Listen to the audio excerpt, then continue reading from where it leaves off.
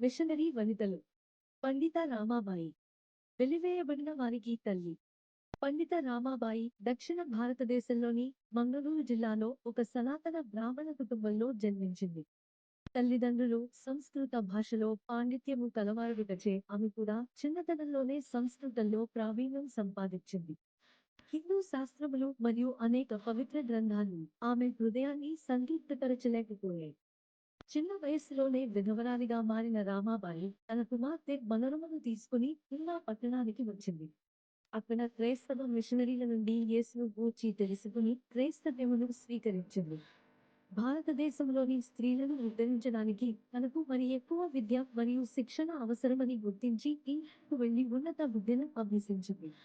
సంఘములో వెలివేయబడిన స్త్రీలకు ఏ విధముగా సహాయము చేయవలెనో తెలుసుకుని వారి జీవితాలలో క్రీస్తు మాత్రమే మార్పు తేగలడని గుర్తించింది.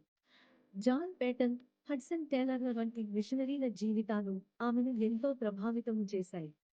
ఆమె అన్ని అవసరాలకు దేవునిపై ఆధారపడుచు శారదా సదనం అను ఒక ఆశ్రమ గృహాన్ని పూనాలో స్థాపించింది. అగౌరవపరచబడిన వారు, వెలివేయబడిన వారు, ఆకలికి అలమటించేవారు ఆ గృహానికి ఆహ్వానింపబడినారు. ఆ స్త్రీలకు చేతి పనులు చేయుట మరియు వృత్తి విద్యను నేర్పుట వలన వారు ఆర్థికంగా స్వశక్తులకుటకు అవకాశము కల్పించింది. ఆమె అనేక గ్రామాలు ఎడ్లబండిపై వెళ్లి అక్కడి వారికి సువార్తను బోధించేది.